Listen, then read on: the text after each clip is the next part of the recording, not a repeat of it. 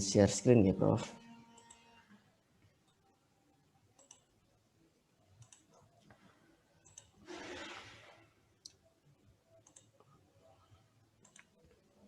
Nah, pada pagi hari ini saya akan sharing tentang proses ya, proses bagaimana sebuah data, sebuah naskah itu kita proses sampai terpublikasi sesuai dengan aturan-aturan dari Universitas Erlangga. Begitu. Tadi sudah disampaikan oleh Prof. Cikita bahwasannya teman-teman sebagai seorang mahasiswa pendidikan dokter gigi spesialis, sebagai syarat untuk yudisium, salah satu syaratnya adalah memiliki publikasi internasional bereputasi ya, dalam hal ini yang diindeks adalah Scopus. Begitu. Sehingga saya pikir penting dari awal teman-teman tahu bagaimana prosesnya. Terkait bagaimana menulis, saya tidak akan share di sini, jadi ini lebih kepada alur dari bagaimana dari sebuah data sampai terpublikasi, kemudian post publikasi apa yang harus dilakukan. Seperti itu izin Prof. Cikita. Nanti ya, silahkan Evan, penulis silahkan. mungkin ya kalau kita ingin berdiskusi lebih lanjut bisa. Begitu. Ya, jadi ini adalah research cycle ya. Jadi kenapa kita harus mempublikasi research begitu? Kenapa kita harus melakukan sebuah research ya? Karena memang untuk mengembangkan sebuah pengetahuan tentu butuh berbasis evidence ya. Untuk mendapatkan evidence salah satunya adalah melalui penelitian yang kita lakukan. Jadi yang namanya proses research itu tidak pernah berhenti ya. Ketika kita menemukan hal-hal baru, maka akan muncul lagi pertanyaan-pertanyaan baru untuk kita elaborasi kembali. Nah, kemudian ini adalah dasar yang wajib kita tahu tentang hierarki ya. Hierarki dari sebuah research design dan level of evidence ya. Jadi kita tahu bahwa di puncak evidence itu ada yang namanya meta analisis, systematic review, dan clinical practice guidelines ya. Jadi ini adalah level evidence-nya pertama. Jadi kalau kita ingat mungkin di bidang perio, saat ini kita punya level of evidence misal tentang guideline perawatan gitu ya, periodontitis stage 1 sampai 3 begitu. Nah, itu maka level of evidence-nya adalah level yang paling tinggi. Kemudian kalau dari primary studies kita sering dengar ini ya, case control studies, cohort, kemudian RCT begitu. Di sini dia levelnya di bawah dari clinical practice guideline. Kemudian kalau teman-teman bikin case report, nah maka dia ada di 2 terbawah ya, sifatnya individual. Kemudian kalau kita melakukan studi pada binatang, hewan coba, kemudian pada laboratoris, dia juga level of evidence-nya paling rendah, nomor 5. Oke, nah kemudian ketika kita pendidikan PPDGS mungkin apa sumber data apa yang bisa kita gunakan untuk publikasi ya. Yang pertama tentu kita akan melakukan penelitian. Nah, hanya saja yang namanya proses publikasi ini butuh waktu yang panjang. Bisa 6 bulan, bisa setahun, bisa 2 tahun begitu ya. Sehingga teman-teman dengan waktu pendidikan yang terbatas, maka butuh memulainya di awal begitu ya. Butuh memulainya di awal hingga nanti ketika waktunya yudisium sudah punya naskah yang publish di jurnal internasional terindeks Scopus sesuai syarat minimal untuk PPDGS. Penelitian ini tentu bisa penelitian eksperimental, kemudian penelitian deskriptif, observasional ya, ada banyak. Kemudian data-data perawatan pasien juga bisa dipublikasikan sebagai case report. Dan yang ketiga yang biasa kita lakukan mungkin untuk teman-teman PPDGS adalah reworking. Reworking ini apa? Reworking ini adalah proses mengolah kembali data-data yang sudah ada. Dari misal penelitian sebelumnya atau naskah-naskah sebelumnya dari senior-senior PPDGS yang sudah lulus. Gitu. Nah, pada kesempatan kali ini mungkin akan saya fokuskan membahas bagaimana mereworking begitu ya. Artinya teman-teman sudah memegang sebuah naskah atau sebuah data begitu untuk diolah lebih lanjut untuk kemudian diproses hingga publikasi. Nah, apa yang dilakukan? Nah, ada cukup banyak langkahnya, ada 10 ya, saya rangkum di sini 10 langkah dasar untuk kita melakukan sebuah reworking. Yang pertama ketika teman-teman mungkin tadi Prof kita sudah cerita, ada beberapa naskah diberikan ke anak bimbingnya. Nah mungkin ada yang bingung lah, terus harus saya apakan ini naskah ini begitu ya. Jadi ketika teman-teman sudah menerima data atau naskah, maka yang pertama yang harus dilakukan adalah cek dulu kelengkapan naskahnya. Ya, dibaca dulu, dipahami, oh ini naskahnya tentang apa. Ya, naskahnya tentang apa. Kira-kira apa yang belum lengkap dari naskah ini. Sehingga nanti bisa collecting datanya sebelum diolah lebih jauh. Ya, bisa misal kalau dapatnya dari Prof kita bisa tanyakan ke Prof kita, oh Prof ini naskahnya datanya siapa yang punya, misal teman-teman butuh raw datanya begitu ya, data kasarnya, bisa menghubungi dulu ke misal senior-senior yang sudah lulus sehingga punya data lengkap. Nah, ketika teman-teman punya data lengkap akan mempermudah pada proses berikutnya. Kemudian yang kedua adalah persiapan perangkat penulisan. Kemudian yang ketiga adalah survei dan pilih jurnal target. Yang keempat baru kita susun sesuai dengan guideline of author-nya ya, panduan penulisan atau gaya selingkung dari jurnal yang dituju. Kemudian yang kelima kita cek tingkat plagiasinya, kemudian kita lakukan proofread. Nah, kemudian baru kita masuk ke proses submit ya. Kemudian post submit ada 4 tahapan, ya kita menunggu apakah dia ditolak ataukah kita butuh revisi. Kemudian jika ada proses revisi, mudah-mudahan bisa sampai proses diterima begitu ya. Kemudian setelah proses diterima, nanti akan kita melalui proses gali proof ya. Jadi sebelum proses publikasi kita akan mendapatkan naskah, kita evaluasi kembali. Biasanya revisi diperbolehkan sifatnya minor. Gitu. Kemudian proses ke-9 kita harus memfollow up sampai naskah kita benar-benar publish dan terindeks pada Scopus. Kemudian yang 10 kita menyiapkan artikel populer setelah naskah kita publish. Oke, kita coba breakdown satu-satu ya. Nah, cek kelengkapan naskah. Ini mungkin terkait apa saja yang harus ada di dalam naskah begitu. Tentu isinya beda-beda, apakah dia case report, apakah penelitian begitu. Namun biasanya yang kita reworking adalah naskah-naskah yang sifatnya research ya, original research article begitu. Jadi teman-teman bisa cek data-data ini, apakah material metodenya sudah lengkap, cukup jelas begitu ya. Kemudian resultnya bagaimana, apakah didukung dengan gambar dan grafik yang sudah oke, begitu ya. Itu bisa dicek dulu, cek pendahuluan sehingga nanti mempermudah proses selanjutnya. Kemudian yang kedua dalam hal persiapan perangkat penulisan ya. Jadi kalau terkait dengan Office teman-teman pasti sudah punya semua. Kemudian kita juga untuk mengolah data perlu menyiapkan SPSS begitu yang biasa umum digunakan. Kemudian mungkin kita butuh membuat grafik-grafik atau gambar-gambar tertentu. Kita bisa menggunakan tools GraphPad ini ya. Kemudian kita juga mungkin butuh cek grammar, atau bahkan bisa jadi naskah yang diterima masih dalam bahasa Indonesia ya, kita bisa translate terlebih dahulu, kemudian cek grammar, bisa menggunakan Grammarly atau Quillbot begitu. Kemudian kita juga butuh tools untuk reference manager ya, untuk menyusun daftar pustaka secara sistem, kita bisa gunakan EndNote ataupun Mendeley.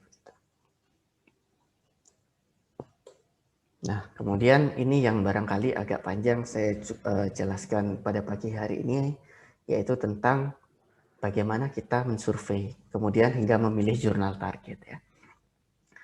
Yang pertama kita juga harus tentukan dulu, kita mau masukin di jurnal apa, apakah di jurnal nasional ataukah jurnal internasional. Tentu kalau kita berbicara original research article, maka yang dituju biasanya adalah jurnal internasional terindeks Scopus gitu ya. Kita bisa cek nanti di Simago. Kemudian kalau jurnal nasional bisa juga misal teman-teman punya case report yang sederhana atau teman-teman mau belajar bikin review artikel, bisa coba dulu dimulai dimasukkan di jurnal-jurnal nasional yang terindeks Sinta. Kemudian kalau milih jurnal kita usahakan milih yang ya open access begitu ya, pada jurnal-jurnal yang tingkatannya rendah atau kuartilnya kuartil 3 atau 4 begitu kita usahakan di open access jurnal. Kemudian kita juga harus cek Scopus ya. Cek Scopus di sini apa yang dicek, minimal coverage-nya. Apakah jurnal tersebut terindeks Scopus tapi coverage-nya hingga saat ini, atau jangan-jangan berhenti di tahun 2020 begitu. Atau bahkan tahun-tahun yang lebih lama. Kemudian kita cek persentil dan kuartilnya. Mungkin teman-teman pernah mendengar, oh jurnal Scopus Q1, jurnal Scopus Q2, barangkali seperti itu. Nanti akan kita jelaskan lebih lanjut. Kemudian yang paling penting berikutnya adalah kita harus memilih jurnal-jurnal yang sifatnya non-predatory. Ya. Oke, kalau kita kenal abstrak dan indexing itu ada banyak ya, banyak. Kalau di Indonesia yang sering digunakan mungkin Google Scholar, kemudian Scopus dan juga DOAJ ya. Jadi minimal kalau teman-teman menyasar dengan original research article terindeks di tiga indexing ini begitu ya. Nah, kalau teman-teman mau masukkan di jurnal nasional, bagaimana kita memilih jurnalnya? Teman-teman bisa akses Sinta ya, laman Sinta dari Ristek Brin. Nah, teman-teman bisa lihat di sini ada S1, S6 begitu ya. Kalau nggak salah sekarang malah ada Sinta 7. Kemudian teman-teman tinggal masukkan keyword di sini untuk mencari misal bintang dental begitu ya. Di sini ada jurnal dari fakultas kita, Dental Journal ya, majalah kedokteran gigi. Saat ini berada di Sinta 2. Untuk level jurnal nasional di bidang kedokteran gigi belum ada yang Sinta 1 ya. Sinta 1 ini artinya dia sudah terindeks Scopus. Jadi belum ada jurnal nasional kita di bidang kedokteran gigi yang sudah terindeks Scopus. Kemudian kalau teman-teman mau akses jurnal nasional juga layanan dari UNER, e-jurnal UNER, silakan bisa diakses ya di e-journal.uner.ac.id. Nah, di sini ada satu peluang, saat ini sudah ada satu jurnal UNER yang terindeks Scopus ya, yaitu jurnal perikanan dan kelautan. Ya, jadi ini saya pikir sebuah peluang ya, terutama bagi naskah-naskah profesi kita karena juga terkait dengan potensi kolagen yang bersumber dari sisi ikan, barangkali seperti itu bisa coba untuk dimasukkan begitu. Jadi ini sebuah peluang bagi kita. Jadi jurnal perikanan dan kelautan itu sudah terindeks Scopus Q4. Kemudian kalau mau coba-coba jurnal nasional lain bisa dicek di sini. Mungkin salah satunya adalah jurnal dari Lembaga Penyakit Tropis ya, IJTD ya, Indonesian Journal of Tropical Disease. Apa International Journal of Tropical Disease ya, saya lupa. Jadi jurnal dari Lembaga Penyakit Tropis itu terindeks Sinta 2. Ya, jadi kita bisa coba misal kita punya kasus begitu ya, case report bisa dimasukkan di sana. Nah, kemudian kalau kita mau memasukkan ke jurnal internasional, mencari jurnal yang terindeks Scopus, yang pertama kita lakukan, kita harus tahu list jurnal mana yang bisa dituju begitu. Maka kita bisa cek di Simago CR ini ya. Bagaimana caranya? Nah, kita ketikkan di browser kita Simago CR begitu. Kemudian kita bisa search kalau kita sudah tahu jurnalnya. Kita bisa masukkan di kolom search begini. Atau kita bisa memilih rankingan jurnal begitu. Jadi kalau kita belum punya jurnal target, kita bisa search ya di jurnal ranking ini. Kemudian kita cari subjek areanya dentistry begitu ya. Ya, pojok kiri bawah kita bisa search area dentistry. Pada Simago JR ini kita bisa mendapatkan list ya, list dari jurnal apa saja jurnal-jurnal yang kira-kira terkait subjek kita yang bisa kita submit jurnalnya begitu. Kemudian dia berada di kuartil berapa begitu ya. Kalau kita lihat di sini, kalau kita subjeknya dentistry maka ada beberapa jurnal Q1 seperti jurnal Perio gitu ya, ada di list 1 sampai 4 begitu. Nah, datanya urut ya. Datanya urut dari Q1, Q2, Q3, Q4 begitu. Nah, tanda gembok itu menandakan bahwa dia jurnalnya open access begitu. Kemudian kita juga bisa mengubah urutannya dari kuartil terkecil sampai kuartil terbesar begitu ya. Kalau kita mungkin ragu untuk memasukkan di Q1, kita bisa mulai coba dari Q3 ke Q4 begitu ya. Masukan awal kita coba sebagai latihan ya. Ada banyak list jurnal di bidang dentistry yang kita bisa coba masukkan.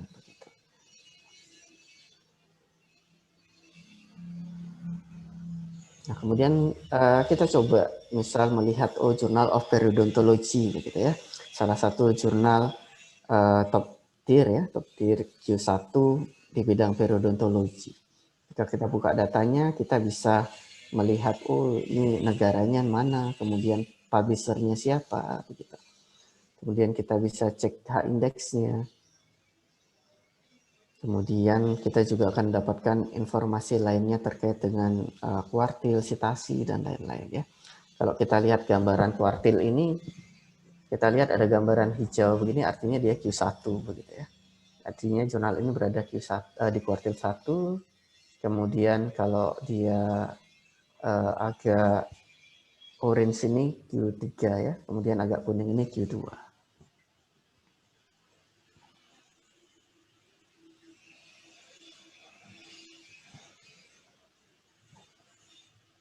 Nah, kemudian setelah kita misal cek tadi, kita sudah punya nih misal jurnal target, misal kayak tadi jurnal periodontologi begitu. Di Simago ada, kita tahu dia Q1 begitu. Kemudian skopnya sesuai dengan naskah kita. Berikutnya yang harus kita cek adalah apakah jurnal ini masih Scopus coverage-nya masih begitu ya. Kalau tadi jurnal yang ada di Simago itu semuanya rata-rata terindeks Scopus. Hanya saja apakah terindeksnya hingga saat ini ataukah sudah discontinue begitu. Itu yang kita perlu cek di laman Scopus. Kita bisa cek di laman scopus.com.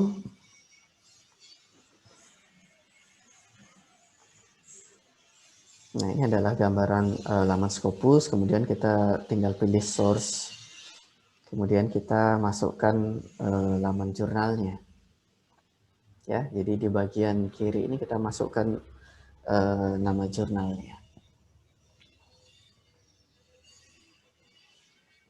Misal Journal of Periodontology ya, kita coba yang contoh yang tadi.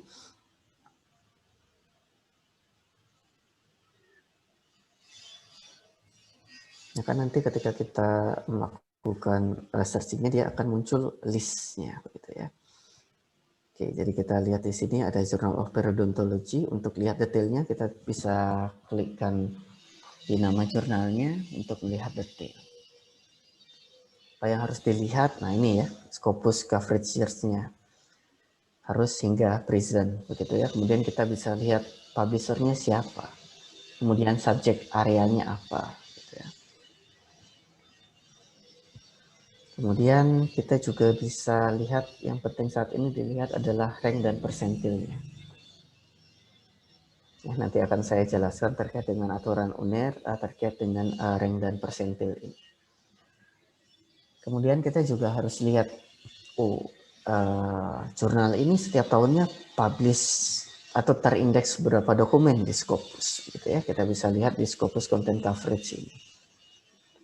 Biasanya tiap jurnal itu rata-rata isinya sama tiap tahun begitu ya. Rata-rata isinya tiap tahun sama. Nah, kemudian setelah tadi kita cek Simago dan juga Scopus, nah kita harus tahu mungkin ini aturan ranking jurnal dari UNER. Kita tahu tadi ada Q1, Q2, Q3, Q4 begitu. Nah, bagaimana rankingan yang diakui UNER begitu ya. Jadi ketika teman-teman melihat di sana mungkin tadi Q1, maka belum tentu, bisa jadi belum tentu begitu ya. Di UNER diakui sebagai Q1 begitu. Kenapa? Karena acuan dari UNER adalah menggunakan persentil begitu ya, menggunakan persentil tadi, rank dan persentilnya. Kalau Q1, Q2 saya rasa aturan UNER sesuai ya. Jadi kalau di Simago ngomong Q1 maka di UNER rata-rata benar Q1. Biasanya yang berbeda adalah di Q3, Q4 gitu. Jadi kalau di UNER dia menggunakan aturan persentil ya. Jadi kalau dia persentilnya adalah 25 ke bawah begitu ya, maka dia adalah Q4 begitu. Tapi kalau persentilnya ya, persentil di sini dilihat, kalau dia persentilnya 50, 26 sampai 50, maka dia masuk Q3 begitu. Ini sebagai contoh Journal of Periodontology tadi, dia persentilnya di sini 79. Sehingga dia masuk di Q1.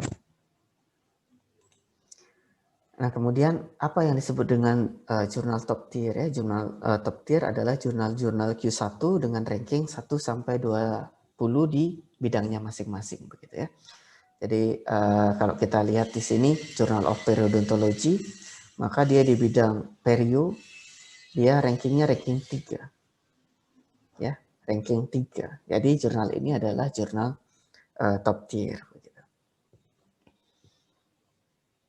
Nah, kemudian berikutnya setelah kita tahu jurnal kita, oke, terindeks Scopus, kita tahu dia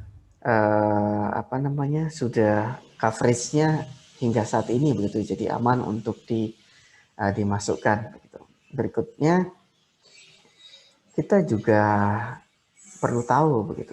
Ketika mengecek jurnal di Scopus, kita harus tahu list. Jangan-jangan jurnal ini discontinue dari Scopus ya. Seringkali ketika kita submit misal tahun 2021 ya, data di Scopus, seringkali coverage years-nya tidak sampai present ya, tulisannya 2020 begitu. Biasanya di jurnal-jurnal yang kuartil 3 atau 4 begitu.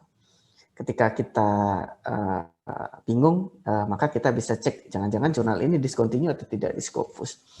Kita bisa cek ya di Scopus discontinue source list ini, kita bisa cek apakah jurnal yang kita tuju itu ada di data discontinue Scopus. Jika coverage year-nya masih sampai 2020, kemudian dia ada di data discontinuous sources ini, maka kita tidak boleh memasukkan ke sana. Tapi ketika dia coverage year-nya hingga 2020, misal kita saat ini akan submit di tahun 2021, kemudian dia tidak ada di data discontinue ini, maka masih bisa kita pertimbangkan begitu. Tentu kita harus usaha mencari yang coverage years-nya hingga present ya, datanya hingga present seperti itu. Kemudian kalau kita lihat di sini Scopus sendiri per tahunnya cukup banyak ya mendiscontinue jurnal begitu ya. Jadi harus hati-hati dalam memilih jurnal. Seringkali kita memilih jurnal, bukan seringkali ya, bisa terjadi kita milih jurnal, masukkan, ternyata di tengah jalan di discontinue begitu. Ya. Pada tahun 2020 ini status Februari 21 dari Scopus, Scopus sendiri mendiscontinue 62 jurnal ya dari 663 jurnal yang sudah di discontinue. Nah, berikutnya kita harus cek juga. Jadi tadi sudah tahu Q-nya, sudah tahu coverage years-nya, kemudian kita cek ini jurnalnya predatory atau tidak, atau publisher-nya predatory atau tidak ya. Ada 2 laman umum yang kita gunakan untuk ngecek apakah jurnal atau publisher-nya ini predatory begitu ya. Biasanya sih kalau jurnal-jurnal yang kuartilnya tinggi 1 atau 2 rata-rata aman begitu ya. Tapi kalau dia 3 atau 4 kita juga harus cek ya, harus update ya, karena datanya diupdate terus begitu ya. Kita cek di laman B-list ini atau di predatory jurnal, kita masukkan nama jurnalnya, nama publishernya. Kalau dia tidak muncul berarti jurnalnya aman, bukan jurnal predatory. Nah, predatory jurnal ini salah satu isu yang lagi tinggi-tingginya di Indonesia begitu ya. Karena Indonesia adalah salah satu juaranya. Salah satu juara di bidang predatory jurnal begitu. Kalau kita lihat ini publish 2021, Indonesia ranking 2 di bawahnya Kazakhstan sebagai negara dengan publikasi di Scopus yang jurnalnya jurnal predator.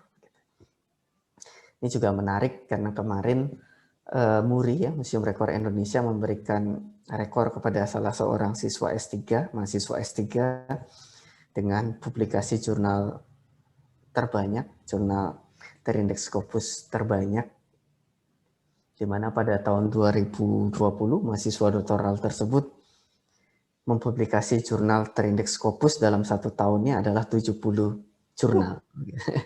Sehingga kalau kita hitung mungkin dalam 1 bulan mahasiswa ini, seorang kandidat doktor ini mempublish 5-6 jurnal. Ya, kalau kita mungkin nilai positifnya bisa jadi kandidat doktor ini punya banyak penelitian. Ya, mungkin punya banyak link begitu ya, punya banyak link sehingga bisa menulis dengan banyak orang begitu.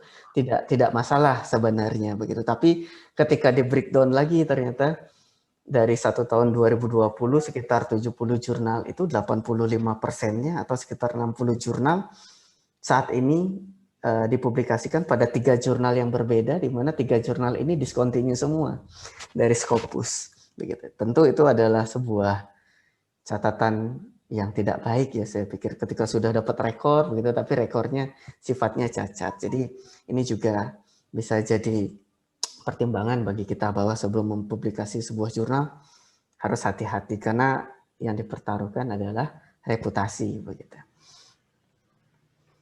Nah, kemudian yang keempat, setelah kita sudah punya naskahnya, sudah tahu jurnal yang dituju, sudah punya alat untuk processing naskah, maka berikutnya kita harus susun naskah-naskah tersebut sesuai dengan guideline of author begitu ya.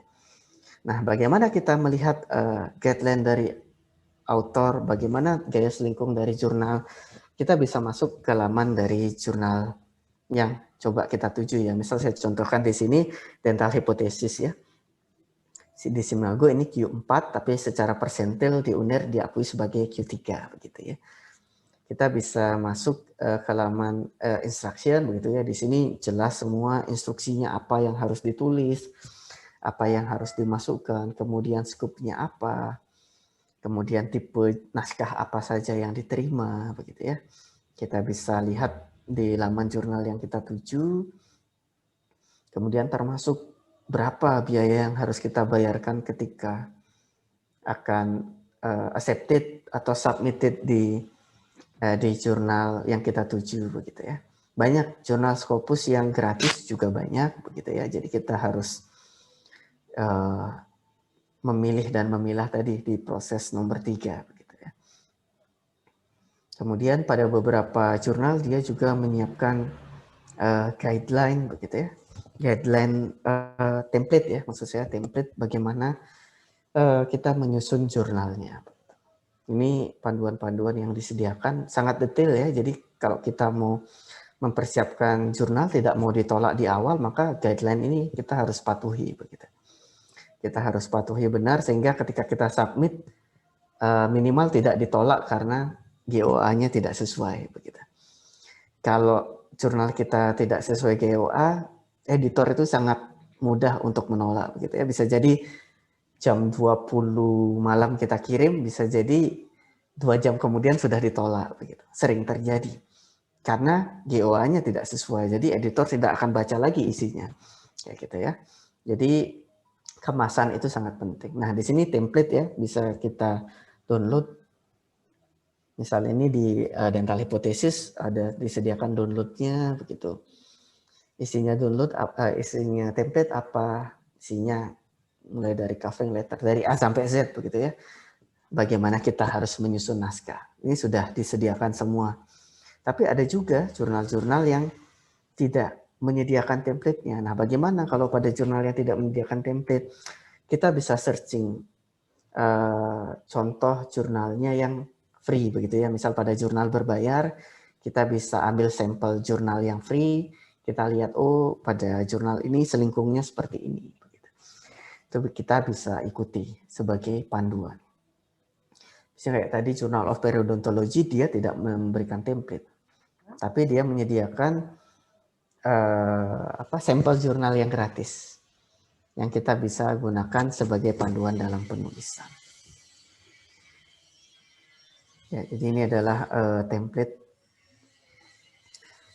penulisan. Kemudian bagaimana kalau dengan copyright ya, biasanya saat kita submit jurnal juga minta copyright yang sudah ditandatangani begitu. Ini contohnya Jadi kita ada jurnal, kemudian judulnya apa, artikel kita, kemudian ditandatangani oleh semua author, baik corresponding maupun co-authornya.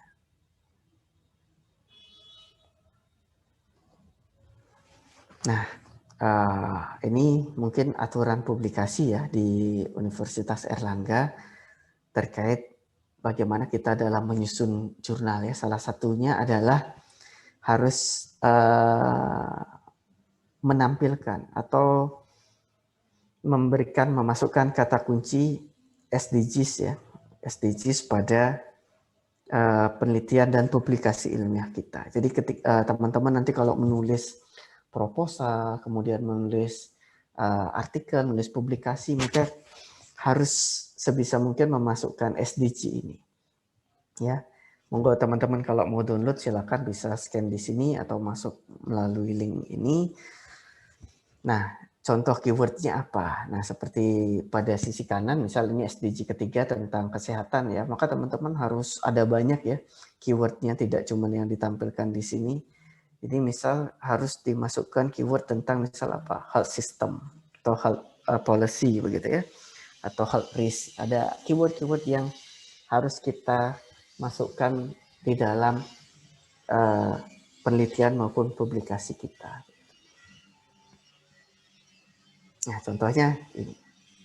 Jadi ketika kita membuat sebuah artikel, maka di abstrak keywordnya kita harus masukkan minimal 1 keyword gitu, untuk disitasi. 1 keyword sesuai SDGs ya, Pak? Sesuai SDGs, betul Prof. Sesuai SDGs. Nah, kemudian setelah sudah sesuai dengan GOA, teman-teman sudah punya naskah siap submit, jangan segera disubmit begitu ya. Harus juga dicek plagiasinya.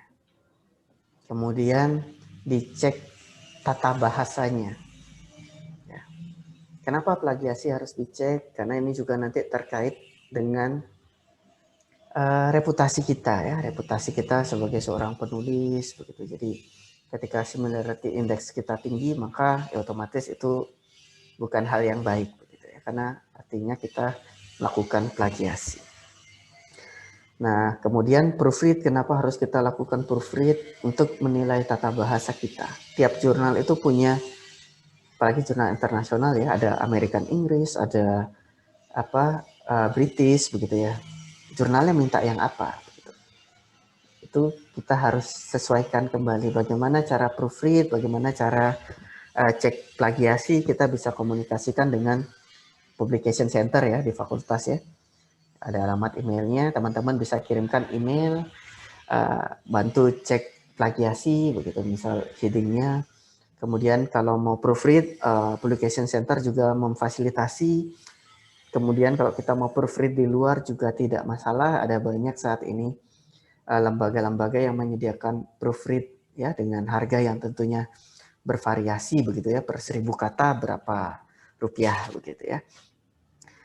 Turnitin di sini biasanya digunakan untuk cek plagiasi. Kemudian kalau kita mau proofread online bisa menggunakan Enagu. Biayanya cukup mahal begitu. Prof kita juga sudah punya banyak mungkin rekanan begitu yang bisa dijadikan rekanan untuk melakukan proofread. Yang penting dari proofread ini apa? Kita harus minta sertifikat kalau kita memang melakukan. Sertifikat proofread ini dapat kita nanti submitkan bersamaan sebagai bukti penunjang bahwa naskah kita ini sudah melalui proses proofread yang dapat meyakinkan editor bahwa ya secara penulisan, karena kita bukan bahasa ibunya bukan bahasa Inggris begitu ya, jadi ini salah satu proses yang penting untuk memastikan bahwa bahasa kita enggak bahasa gaduh-gaduh begitu. Nah, kemudian baru kita proses ke submit manuskripnya ya. Setelah tadi dicek semua aman datanya, kita submit manuskripnya. Proses submit atau memasukkan artikel ini ke dalam jurnal ada banyak caranya ya. Salah 2 yang paling umum adalah menggunakan OJS ya, atau online journal system, atau bisa mengirim email tergantung dari jurnal yang kita tuju. Ya, ini misalnya OCS-nya salah satunya misal kalau kita mau coba dental hipotesis, maka kita masukkan melalui OCS. Kalau melalui OCS, otomatis kita harus membuat akun dulu sebagai autor. Gitu ya. Enaknya OCS ini kita bisa lakukan tracking ya, tracking jurnal. Oh sudah sampai mana tahapannya begitu. Kita juga bisa lihat oh tanggal sekian jurnal saya sampai sini, tanggal sekian direvisi atau tanggal sekian ditolak, itu kita bisa lihat semua. Atau pada beberapa jurnal bisa juga dikirimkan melalui email karena dia tidak punya OCS ya. Kita kirimkan melalui email, kemudian kita attach ya, baik foto, dokumennya yang diperlukan dilampirkan. Nah, kemudian setelah kita submit ya tidak mungkin langsung diterima ya. Tidak mungkin langsung diterima karena jurnal internasional bereputasi itu adalah jurnal yang direview, pasti akan direview dulu begitu. Dan dari sekian review itu biasanya minimal 2 begitu ya, 2 reviewer.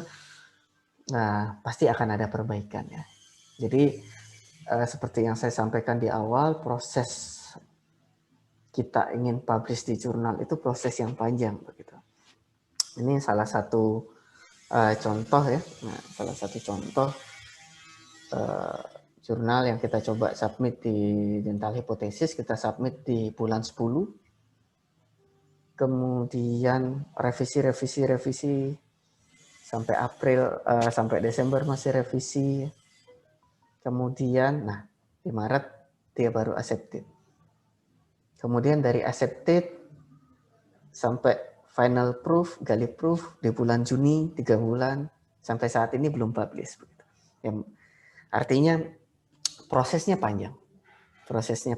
Sehingga teman-teman harus saya sampaikan sedini mungkin memulainya. Karena butuh waktu, butuh proses. Nah, ini yang saya bilang tadi ditolak ya. Ditolak dengan sangat mudah begitu. Kenapa? Karena tidak sesuai dengan guideline ya, artikel not as per instruction ya. Jadi kalau nolak seperti ini, editornya gampang banget. Ketika dibuka gitu ya, halaman pertama, oh udah nggak sesuai guideline, pasti langsung dibalas. Ini sudah template-nya ya, jadi langsung otomatis dia menolak begitu ya. Jadi kalau kemasannya sudah tidak sesuai, walaupun isinya sangat bagus, pasti akan ditolak. Ya.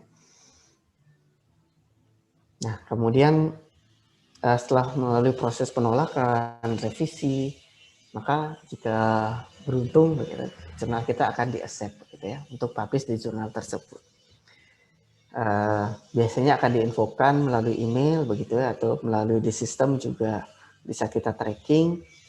Kalau di email ada beberapa dia mengirimkan bukti accepted begitu. Ada juga yang hanya mengirimkan melalui email. Nah, bukti-bukti ini kita bisa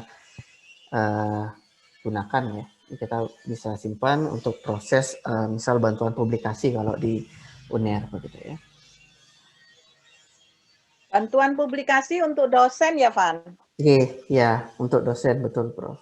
Bantuan publikasi. Jadi melalui dosen untuk berarti. Dosen, betul. Jadi untuk prosesnya nanti bisa dikomunikasikan dengan dosen sebagai corresponding autornya. Begitu. Nah, kemudian setelah accepted, nah tentu kita harus membayar ya.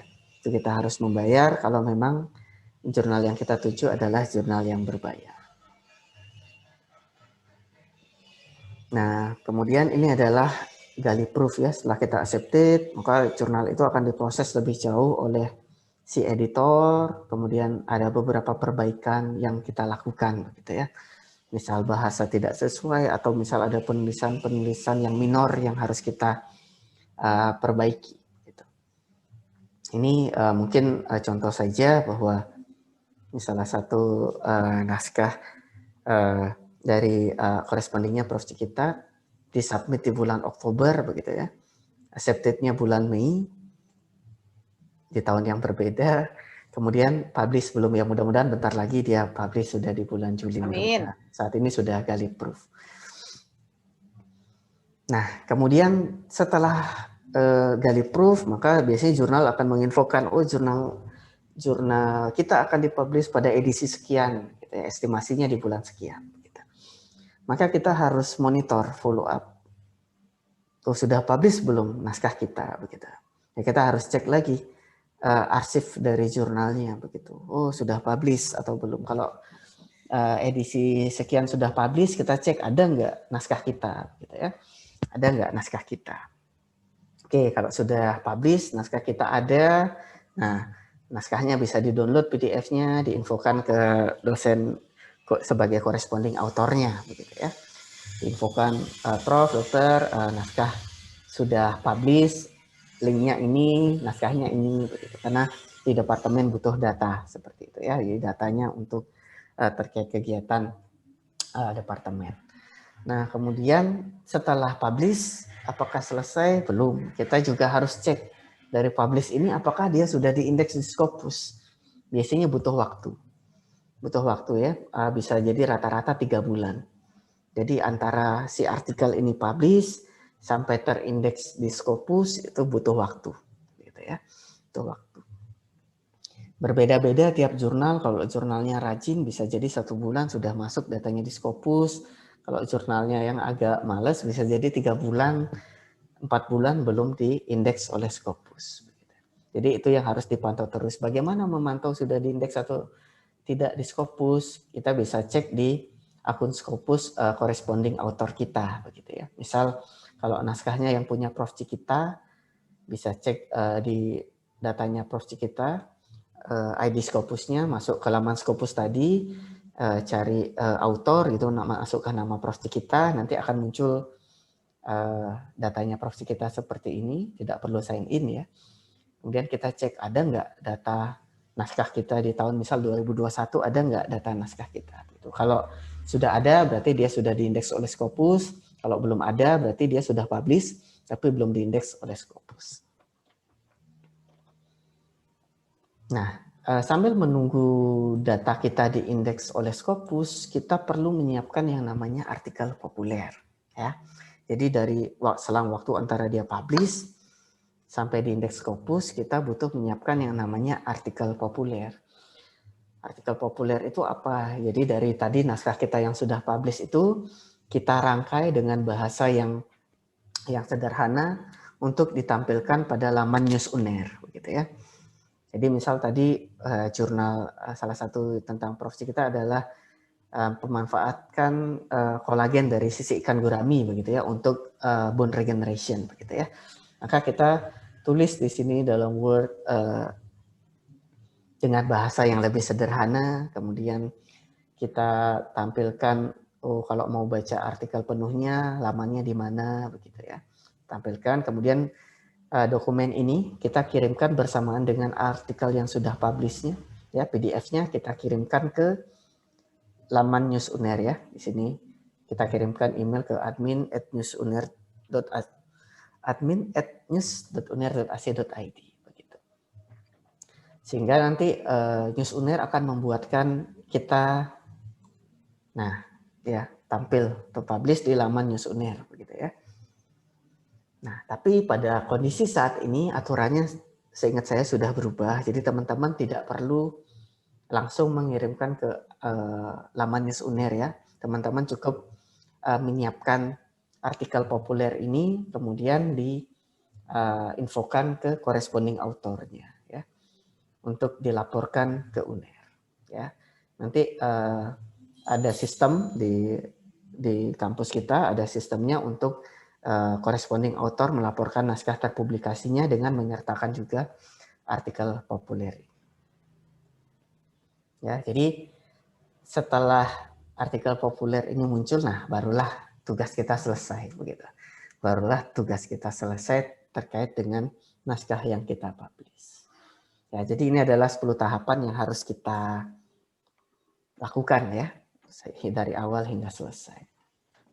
Kemudian saya coba rangkum take home message menjadi 7, bahwa kita harus mempersiapkan data atau naskah reworking dan juga perangkat yang mendukung penulisan. Kemudian yang kedua adalah pilih jurnalnya yang sesuai. Kemudian yang ketiga, susun draft naskah kita mengikuti guideline of author-nya. susun gambar tabel sesuai standar. Gambar sesuai standar ini biasanya tiap jurnal beda-beda. Contohnya apa? Ukuran gambarnya berapa? Ya. Kemudian DPI-nya berapa? Biasanya rata-rata 300 DPI begitu ya. Kemudian referensinya kita susun berdasarkan reference manager ya. Menggunakan reference manager, misal tadi ada EndNote, ada Mendeley, kemudian selingkung referensinya tiap jurnal beda-beda, itu kita sesuaikan. Kemudian cek plagiasi dengan Turnitin, lakukan proofreading gitu. Kemudian pasca submit kita harus lakukan pemantauan berkala. Kemudian kita harus melakukan revisi dan pembayaran segera jika memang sudah diinfokan oleh editor. Setelah itu sebelum publish kita harus cek dengan seksama saat gali proof. Kenapa? Karena ini adalah satu-satunya kesempatan untuk kita memperbaiki naskah kita ketika sudah akan publish gitu ya. Jadi gali proofnya harus dicek benar-benar apakah namanya sudah sesuai, emailnya sudah sesuai begitu ya. Kemudian yang ketujuh, tentu kita harus konsisten melakukan publikasi. Nggak mungkin satu kali melakukan publikasi kita bisa. Tidak mungkin ya, harus berkali-kali sehingga kita punya pattern-nya, punya pakemnya. Oh, kalau jurnal ini gayanya begini, kalau jurnal ini gayanya begini. Gitu ya. Jadi semakin sering kita melakukan publikasi akan semakin terbiasa dan semakin memudahkan bagi kita. Baik, saya rasa itu profesi kita dan teman-teman yang saya bisa sampaikan. Monggo berikutnya barangkali kita bisa berdiskusi. Terima kasih. Ya, terima kasih Evan. Mungkin ini kesempatan kalian bertanya-tanya sama Dr. Evan. Kira-kira apa yang masih kurang dipahami sehingga nanti tugas untuk menyelesaikan ini, kewajiban untuk mempublikasikan naskah itu bisa berjalan. Silahkan, siapa yang mau tanya? Dita, Reza, Jonathan, silahkan. Izin bertanya, dokter. Ya. Tadi kan disebutkan oleh Dr. Evan bahwa kita bisa melakukan cek plagiarisme itu melalui kampus ya dok ya, melalui publication center. Nah itu yang pertama, apakah kita dikenakan biaya?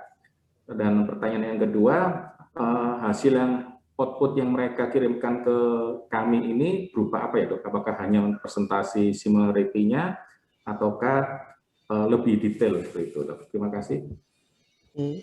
Baik, terima kasih Doni untuk pertanyaannya. Jadi memang fakultas ya memfasilitasi kita untuk melakukan cek Turnitin ya, gratis. Jadi teman-teman kirimkan melalui email ke emailnya publication center yang tadi, kemudian akan diproses oleh tim dari publication center dan dikirimkan kembali melalui email.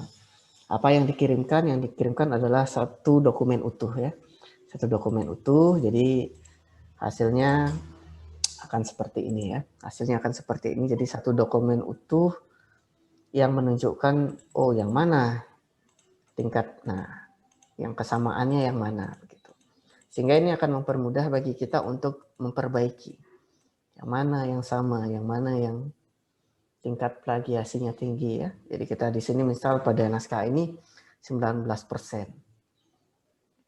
Kemudian dari mana yang tertinggi? Repositori UNER. Kenapa repositori UNER ya? Karena ketika teman-teman punya naskah skripsi KTA begitu ya, kan otomatis akan disubmit ya. Disubmit misal full teksnya naskah KTA kita, kemudian ada juga jurnal begitu, meskipun kita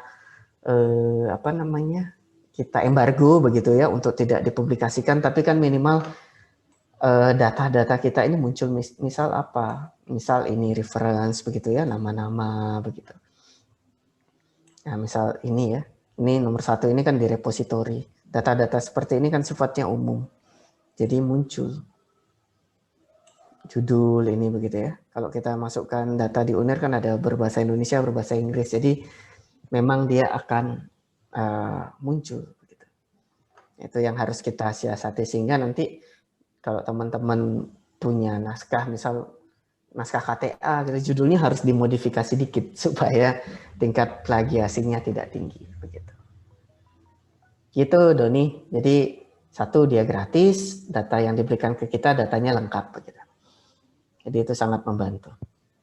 Terima kasih, Dokter. Yes, sama-sama. Jadi Pak Doni, kalau naskah itu sudah dalam bentuk bahasa Inggris, ya, bisa dikirimkan ke apa itu bukan research center, Publication Center. Publication Center, nanti akan dibantu oleh tim Publication Center untuk melakukan